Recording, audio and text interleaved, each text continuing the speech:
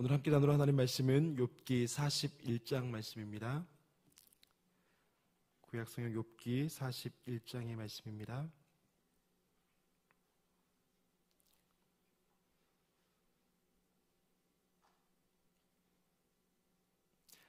한 절씩 교독하시겠습니다. 내가 낚시로 리워야단을 끌어낼 수 있겠느냐? 노끈으로 그 혀를 맬 수 있겠느냐?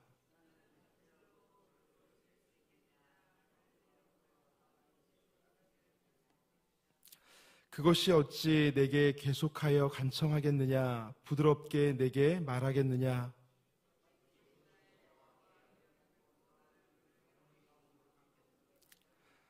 내가 어찌 그것을 새를 가지고 놀듯 하겠으며 내 여종들을 위하여 그것을 메어 두겠느냐?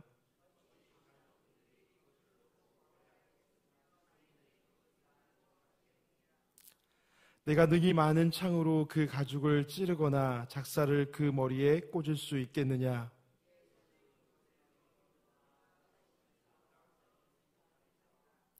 참으로 잡으려는 그의 희망은 헛된 것이니라. 그것의 모습을 보기만 해도 그는 기가 꺾이리라. 누가 내게 감히 대항할 수 있겠느냐?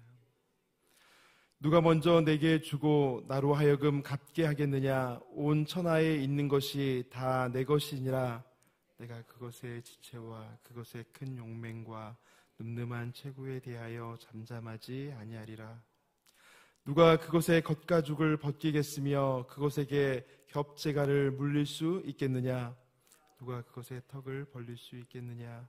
그의 둥근 이틀은 심히 두렵구나. 그의 질비한 비늘은 그의 자랑이로다. 튼튼하게 봉인하듯이 닫혀 있구나. 것들이 서로 달라붙어 있어 바람이 그 사이로 지나가지 못하는구나. 서로 이어져 붙었으니 능히 나눌 수도 없구나.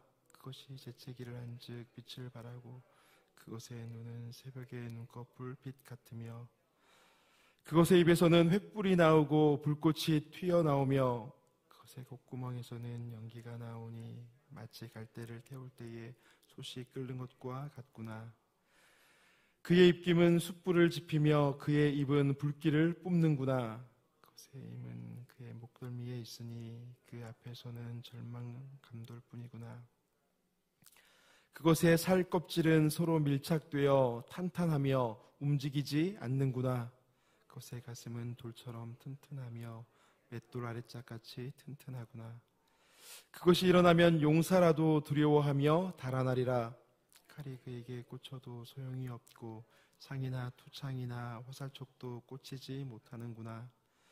그것이 쇠를 지푸라기같이 놋을 썩은 나무같이 여기니 화살이라도 그것을 물리치지 못하겠고 물맷돌도 그것에게서는 겨같이 되는구나. 그것은 몽둥이도 지푸라기같이 여기고 창이 날아오는 소리를 우습게 여기며 그것의 아래쪽에 날카로운 토기 조각 같은 것이 달려있고 그것이 지나갈 때는 진흙바닥에 도리깨로 친 자국을 남기는구나. 깊은 물을 솥채물이 끓음 같게 하며 바다를 기름병같이 다루는도다. 그것의 뒤에서 빛나는 물줄기가 나오니 그는 깊은 바다를 백발로 만드는구나. 세상에는 그것과 비할 것이 없으니 그것은 두려움이 없는 것으로 지음 받았구나. 그것은 모든 높은 자를 내려다보며 모든 교만한 자들에게 군림하는 왕이니라. 아멘. 살다 보면 우리가 때때로 우리 삶 속에서 이해할 수 없는 고난이 닥쳐올 때가 분명히 있습니다. 예를 들면 건강의 문제라든지 또 사업이나 직장의 문제, 또 자녀나 관계의 문제처럼 우리의 힘으로 어찌할 수 없는 그런 고난들이 찾아올 때가 있습니다. 그때마다 우리는 그 고난이 무엇 때문에 시작되었는지 또 무슨 이유 때문에 하나님께서 그런 고난을 우리에게 허락하셨는지 수없이 물을 때가 있습니다. 문제는 우리가 그 고난의 이유를 그렇게 알고 싶어 한다고 할지라도 우리의 지혜와 우리의 생각으로는 하나님의 크신 뜻을 온전하게 깨닫기가 어렵다는 것입니다. 어떤 때는 우리를 그토록 힘들게 했던 고난이 다 지나가고 나서 아주 오랜 시간이 흘러서야 하나님이 이런 뜻이 있으셔서 이런 고난을 주셨구나, 이렇게 깨닫게 되는 경우가 있고, 또 어떤 때는 결국 그 고난의 이유를 다 헤아리지도 못한 채로 주님 앞에 서게 되는 경우도 있습니다.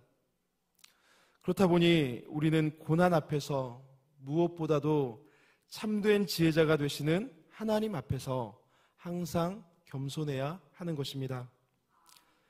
그런데 보십시오. 욥의 친구들은 욥에게 찾아온 고난이 다 죄 때문이라고 아주 성급하게 결론을 내리고 그저 욥을 정죄하기에 바빴습니다. 또 욥을 위로하기보다는 이 고난을 벗어나려면 네가 하나님 앞에서 회개해야 된다고 욥을 다그치는 데에만 관심을 두고 있습니다. 욥도 마찬가지입니다. 욥은 친구들의 말을 듣고 자신의 무죄함, 자신의 온전함을 항변하는 데에만 집중하고 있습니다.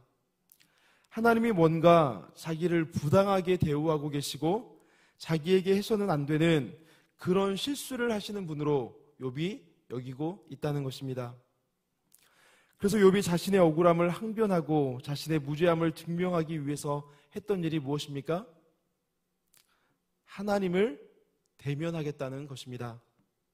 하나님과 대면해서 내가 옳고 하나님이 틀렸다는 것을 따져 보이겠다는 것입니다. 그리고 정말로 욥의 이 간절한 바람처럼 하나님께서 38장에서 욥 앞에 등장을 하십니다. 억울한 마음에 욥이 하고 싶었던 말이 얼마나 많이 있었겠습니까? 그런데 오히려 하나님께서 욥에게 묻고 계십니다. 너 내가 세상을 창조할 때 어디 있었니? 너는 세상이 어떻게 창조되었는지 알고나 있니?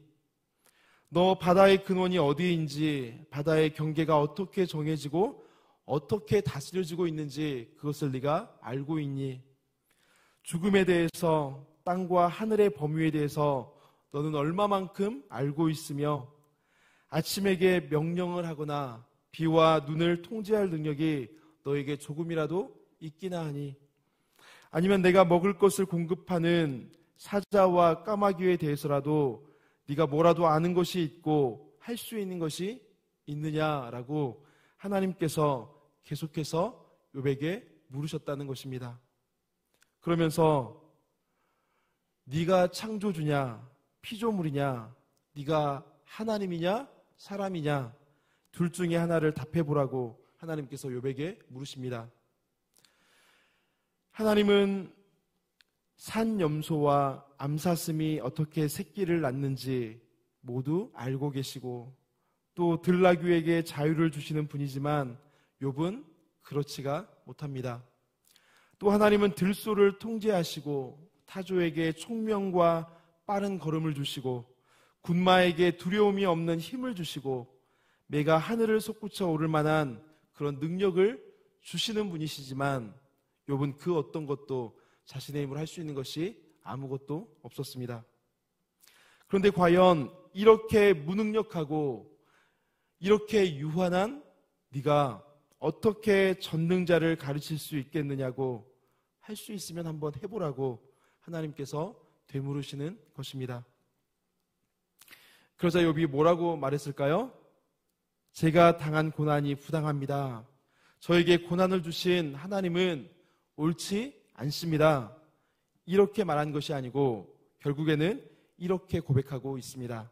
40장 4절 말씀인데요. 어제 살펴봤던 말씀인데 한 번 더 보도록 하겠습니다. 보소서 나는 비천하오니 무엇이라 주께 대답하리이까? 손으로 내 입을 가릴 뿐이로소이다. 라고 욥이 하나님 앞에 대답하고 있습니다. 전능하신 하나님 앞에서, 그 지혜가 무궁하시고 무한하신 하나님 앞에서 내 생각이 옳다고 주장할 수 없고 비천한 나는 결국 손으로 내 입을 가리고 침묵할 수밖에 없다는 것을 욥이 스스로 깨닫고 있는 것입니다. 그런데 여기서 끝나지 않고 하나님이 두 번째 말씀을 이어가십니다. 40장 8절 말씀인데요. 욥은 하나님이 공의롭지 못한 분이셔서 악인이 번성하도록 내버려 두시고 공평하게 심판하시지 않고 계신다라고 여겼습니다. 그런 욥에게 하나님께서 물으시죠. 내가 악하다라고 네가 평가하고 있는데, 네가 그렇게 불평하고 있는데, 그럼 너는 악을 통제할 능력이 조금이라도 너에게 있는 것이냐? 라고 하나님께서 되물으시고 있습니다. 그러면서 하나님은 베헤못이라고 하는 가상의 육상생물, 그러니까 사람들이 이 땅에서 가장 힘세고 가장 강력하다라고 여겨왔던 그 베헤못을 예로 들면서 네가 이것을 다스릴 수 있느냐라고 묻고 계십니다. 당연히 저는 못합니다. 저는 그럴 능력이 없습니다. 이렇게 대답할 수밖에 없겠죠. 그런데 이어지는 41장에서 하나님이 비슷한 질문을 또 이어가고 계십니다. 41장 1절 말씀해 보시면 내가 낚시로 리워야단을 끌어낼 수 있겠느냐, 노끈으로 그 혀를 맬 수 있겠느냐 라고 물으시는데, 여기 나오는 이 리워야단은 이 당시를 살고 있었던 이 고대 사람들이 생각할 때 바다에서 살고 있는 가장 힘세고 강력한 생물, 두려운 생물을 가리켜서 리워야단이라고 불렀습니다. 그래서 어떤 사람들은 이 리워야단이 고래나 악어와 같은 존재를 일컫는다고 말하는 사람들이 있고, 더러는 공룡을 일컫는다라고 말하는 사람들이 있는데, 21절에서 불을 뿜는다라고 하는 표현을 쓰고 있고, 또 오늘 우리가 계속 읽었던 것처럼 여러 가지 내용들을 살펴볼 때에 이 리워야단은 실존하고 있는 생물이 아니라 상상 속에서 표현되고 있는 그런 두렵고 우리를 무섭게 하는 존재로서의 생물을 의미하는 것을 알 수가 있습니다. 그러니까 베헤못이 육지에서 가장 강력한 육상 생물로 그려지고 있는 것처럼 리워야단은 바다에서 가장 강력한 힘을 가진 해양 생물로 그려지고 있는 것입니다. 이 리워야단에 대한 말씀이 욥기뿐만 아니라 시편 74편 13절과 14절에도 보시면 나오고 있는데, 제가 한번 말씀을 읽어보도록 하겠습니다. 주께서 주의 능력으로 바다를 나누시고 물 가운데 용들의 머리를 깨트리셨으며 리워야단의 머리를 부수시고 그곳을 사막에 사는 자에게 음식물로 주셨으며 라고 말씀하고 있습니다. 바다 괴물 같은 존재, 그것이 실제는 아니더라도 사람들이 그렇게 두려워하고 그렇게 떨게 만드는 존재를 우리 주님께서 머리를 부수시고 완전하게 제압하셔서 아무것도 아닌 것처럼 그렇게 다스리신다라고 시편에서 고백하고 있는 것입니다. 또 시편 104편 26절에도 이 리워야단이 나오고 있는데, 주께서 지으신 리워야단이 그 속에서 노나이다 라고 노래하고 있습니다. 그러니까 사람들이 두려워 떠는 그런 존재마저도 결국은 하나님이 만드셨고 하나님 손에 의해서 통제될 수밖에 없는 피조물이라는 것을 말씀하고 있는 것입니다. 그리고 리워야단이 이사야 말씀에도 나오고 있는데요, 여기서는 악과 혼돈을 상징하는 그런 존재로 리워야단이 나오고 있습니다. 결국에는 하나님이 이 악과 혼돈의 생물들을 무찌를 것이라고 말씀하시는데, 이사야 27장 1절 말씀을 제가 읽어보겠습니다. 그날에 여호와께서 그의 견고하고 크고 강한 칼로 날랜 뱀 리워야단 곧 꼬불꼬불한 뱀 리워야단을 벌하시며 바다에 있는 용을 죽이시리라. 하나님은 그것이 가상의 생물이든 실존하는 생물이든, 그것이 어떤 강력한 힘을 가지고 있는 사람이든 아니면 어떤 강대한 나라든지 간에 혼돈과 두려움을 안겨주는 그 모든 것을 단번에 쳐부수고 단번에 멸하실 수 있는 분, 무엇과도 비교할 수 없는 크고 위대하신 분이라는 것을 성경은 리워야단이라고 하는 가상의 해양 생물을 들어서 표현하고 있는 것입니다. 내가 베헤못을 다스릴 수 있느냐? 네가 리워야단을 다스릴 수 있느냐? 하나님이 욥에게 자꾸 이렇게 물으시는 이유가 뭘까요?